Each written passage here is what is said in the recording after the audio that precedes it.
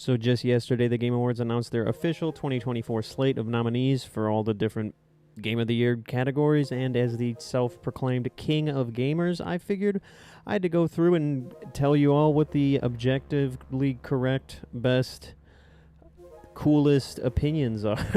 So yeah, bro, pretty simple. Today we are going to go through all 29 different categories, and I'm probably gonna complain and bitch a bunch. I don't know. But without further ado, let's run that up. Alright, bro, starting off with the big kahuna of Hanahuna, we've got the Game of the Year. So Astrobot, I actually played the original Astrobot Team Rescue on the PSVR back, like, probably 5 years ago at this point, and that game was goated. I platinumed it. I also played the, like, new Astro Playroom game that came with all PS5s. Also super goated. Astrobot is sick as hell. I think that he could become the new Mario and kind of turn into the PlayStation mascot to dominate that kind of like platformer younger target demographic. But I don't know, I haven't played this one. I've heard nothing but amazing things. I do want to play it. I'm just kind of waiting for it to go on sale because I'm a cheapskate. Black Myth Wukong, same scenario. I've heard nothing but great things. From what I've seen, it looks awesome, looks super fun. I have not played it, but just waiting for it to go on sale. Elden Ring Shadow of the Erdtree, I think this is the most controversial nominee on this list, given that, if you weren't aware, this is just like a DLC add-on for Elden Ring. It's not a full standalone game, and while I do empathize with that point, and I understand why it's kind of cringe to take away a slot from like a full game and give it to a DLC, but at the same time, if this DLC is big enough and good enough to earn this slot, then I think it deserves to be there, frankly. Like, I played Elden Ring. I absolutely loved it. It was the first Souls game I ever played, and it actually caused me to go back and play the Demon's Souls remake on PS5. Super solid, super goated, play it. I did try to get back into this for Shadow of the Erdtree, but it had been like over a year since I last played it, and I played a good like couple hours, but it was just, I don't know, man.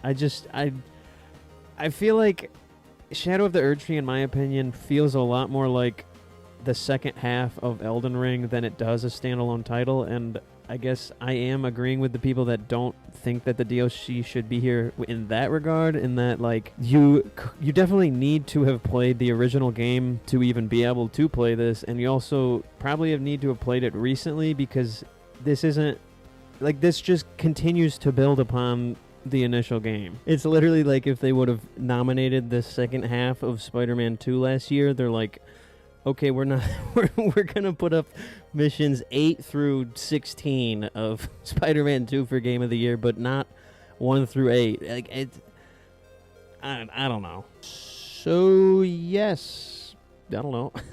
Final Fantasy VII Rebirth.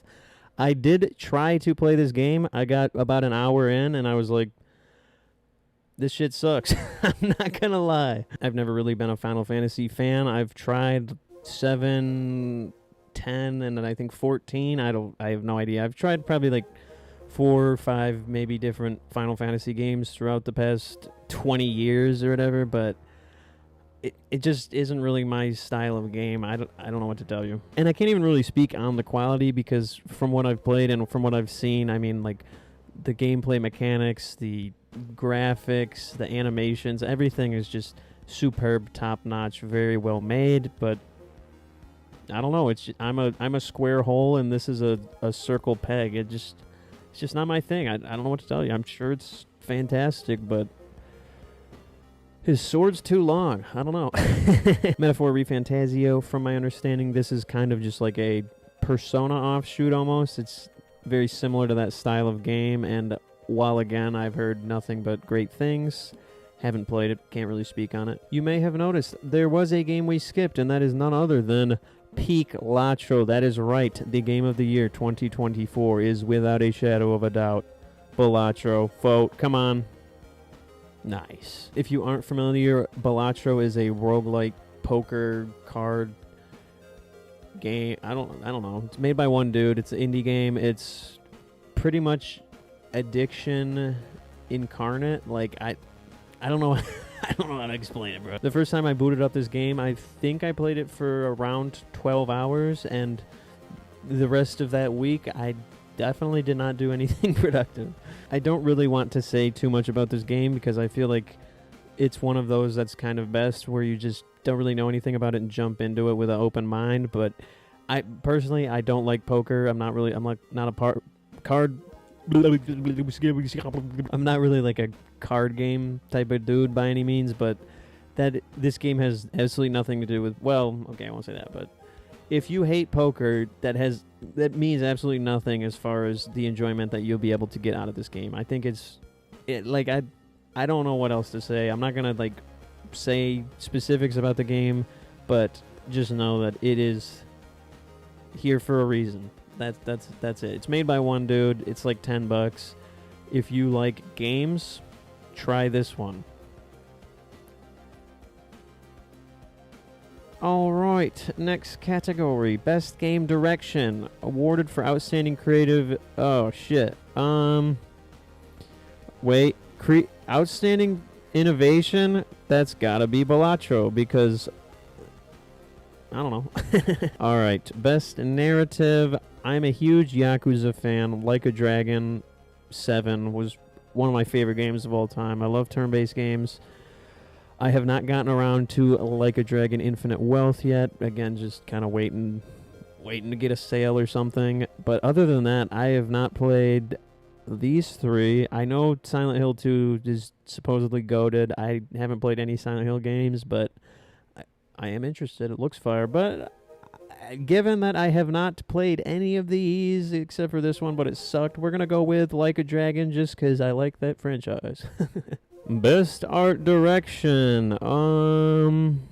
That's gotta be Astrobot. I mean, dude, like, it's stunning. Simply put. Best Score and Music. Oh shit. Astrobot. Best Audio Design. Oh, I have played Call of Duty, but I will not be voting for that for any Game of the Year award, that's for sure. Best Performance. Have I played any of these? No. Okay. Well, we've got 4 women and a man. Do I want to be sexist? Yeah, we'll do it. Innovation and Accessibility. Ubisoft, no. I am not voting for any of these companies for anything. Games for Impact. Okay, this is cool. Indica, my buddy played this and was trying to put me on. Apparently it's insanely goated. I did play Tales of Kenzera Zao. It was a fun platformer. It just had some unique mechanics. I played probably 2-3 hours. Didn't get like super involved in it. It was a well-made game, but I don't know. I guess I'll give it to that one because it's the only one I played. Best Ongoing. Okay, now this I can comment on. Destiny, cringe. Diablo, giga cringe. Final Fantasy. Fortnite. Yay, Fortnite! I love Fortnite! And Helldivers too. So I have played Destiny, Diablo, Fortnite, and I think I played... Wait, is this the MMO one? I think I played that one. Yeah, I played that one. So I played all of these. And not particularly recently, but... let's see. Outstanding development of ongoing content. I mean, that's got to be Fortnite. Like, I feel like not really any other argument for this. They come out with 15 new collabs and events every other day. It's as far as development of ongoing content that evolves the player experience. Bro, you can play Guitar Hero in Fortnite now. Like, that's just a game in it. You could play Lego Minecraft in Fortnite. Oh, but Diablo's got a cat on you. Like, shut the hell up, bro. Holy crap. Best community support. Let's see. Outstanding community support, transparency. That's gotta be... I know No Man's Sky, I mean, if you aren't aware, it had probably the biggest comeback in gaming history. It launched in an abysmal, broken state, and then it's become a titan of the industry. I mean, it's a super... highly played, well-respected title, and I do enjoy it. I play it on VR every once in a while. It's super fun. It's, sick game. Would I say best... honestly, Baldur's Gate I know also has a pretty sick modding community. I believe they just added some dope mod console support in an update a few weeks ago. I have not tried that out yet, but Baldur's Gate's goated. I mean, you can't go wrong. This is a tough one. It's definitely not Helldivers. I mean, I'm not super invested in the game. It's super fun, but I don't feel like that game has like a super big community support system. I don't know. Maybe I'm tripping, but I think I'm gonna. We'll go for No Man's Sky. I think they deserve it. Best independent game. Okay, now we're cooking. I have played Animal Well, I've played Balatro, and I have never heard of these three. Actually, no, I've heard of Neva, or Neva, or whatever. That was announced at the Game Awards last year. Cool. Animal Well was goated. If you like platformers, it's super fun. It's made by, or published by Donkey, so yeah. I don't know. Super fun platformer. If you like platformers, this is definitely the most like unique and innovative platformer game that I've ever played. It's up there with, I'd put it right next to like Hollow Knight, honestly. It's just goated. If you like that genre at all, tap into this or you're tripping. But given that it's the game of the year, it's also going to have to be the independent game of the year. I mean, bro, come on.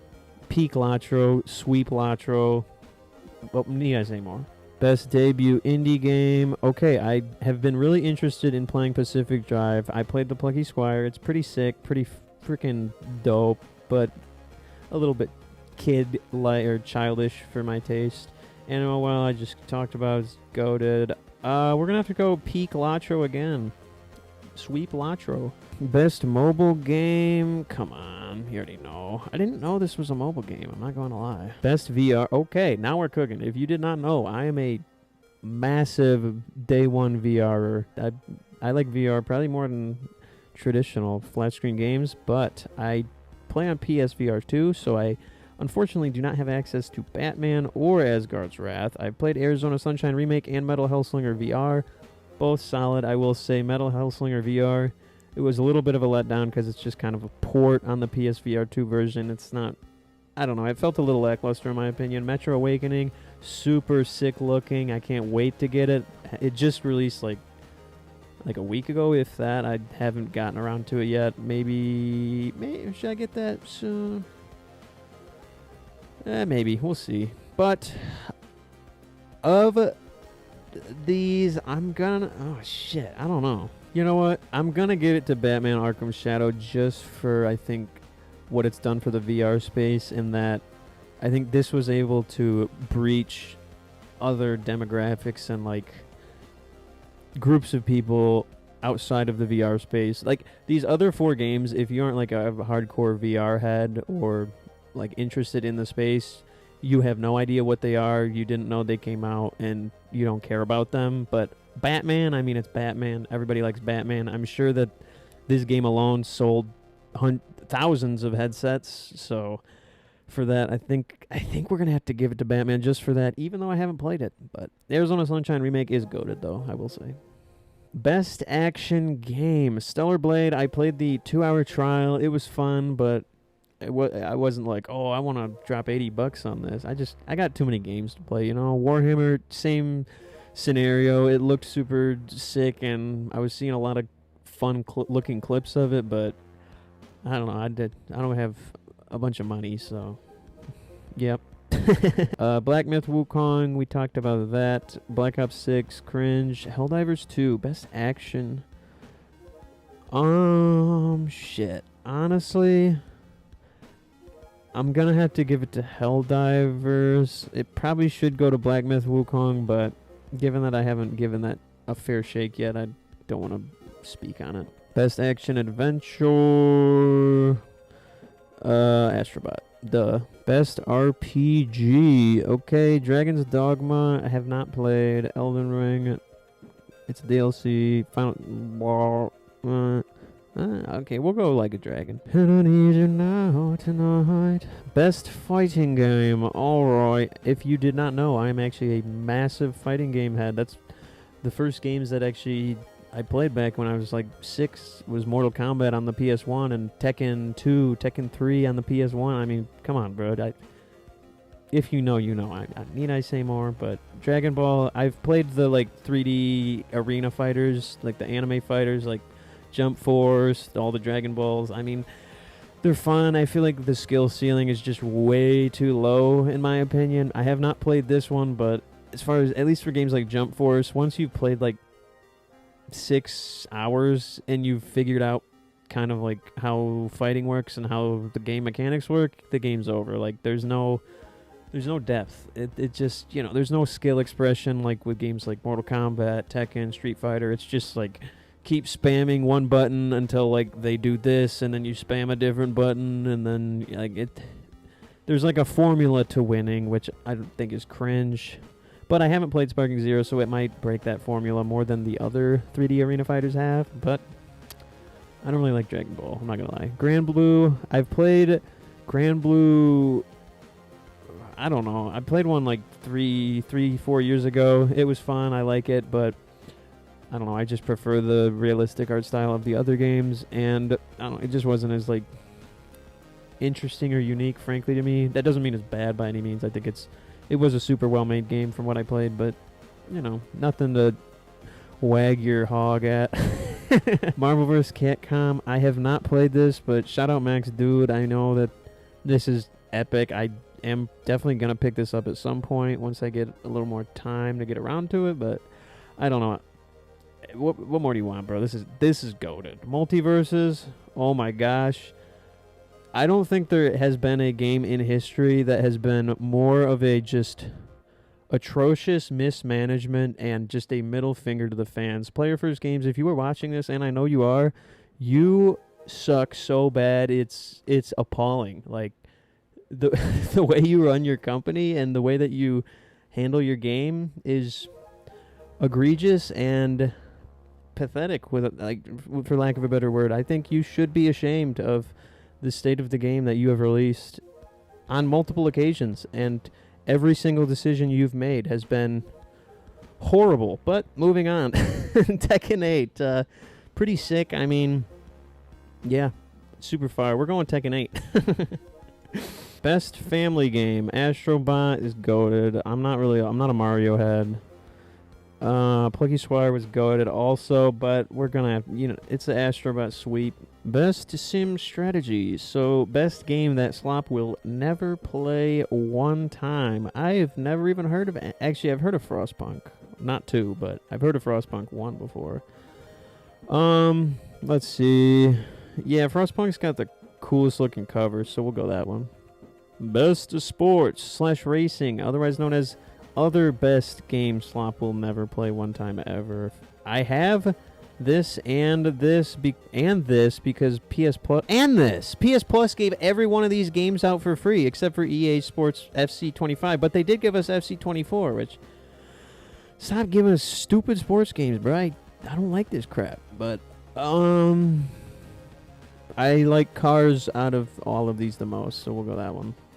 Best multiplayer, it's not going to be Call of Duty. Helldivers, it would have been until that, account thing happened, which kind of ruined the trajectory of the game, seemingly. Mario Party, no. Warhammer, seems solid. Tekken 8, goated. Let's see. Outstanding, let's see. We're gonna give it to Tekken 8. I think they had the most unique and just sick innovation in the space out of these 5 titles, at least. Best adaptation. Okay, now we're talking. Tomb Raider, goated. Like a Dragon, I have not watched it yet because I've heard nothing but horrible things, and I don't want to be disappointed. Knuckles, I don't give a rat's ass. Arcane, I did watch season 1, but I haven't gotten to the new one yet.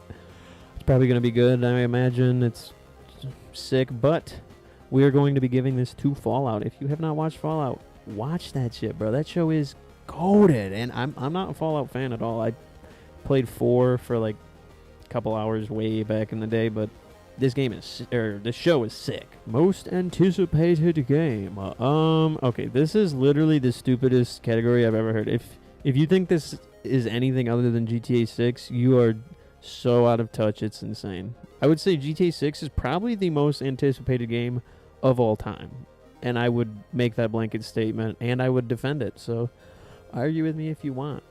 Content Creator of the Year. Oh, this is easily Queso, bro. Come on. Queso's a go. Come on. Easily. Best esports game. Oh, shit. This is all cancerous. Is there a skip button? Next. Best esports athlete. Oh, shit. Let's go off of names. 33. We'll go with 33 just because he's got a number as a name, and that's kind of cool.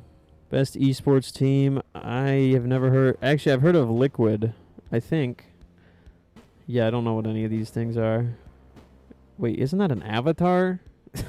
Oh, and that's that. All right, bro. Well, ladies and gentlemen, that has been Slop's official breakdown and recommendation for the Game Awards 2024. If you think that I am wrong about any of my objectively correct choices here, let me know, but be warned, I will argue with you in the comments. But, unfortunately, ladies and gentlemen, that is all she wrote for today, but we will be right back on that grind tomorrow, so if you'd like to follow along, make sure to like and subscribe, or you're a stupid dumb weenie, stupid dumb...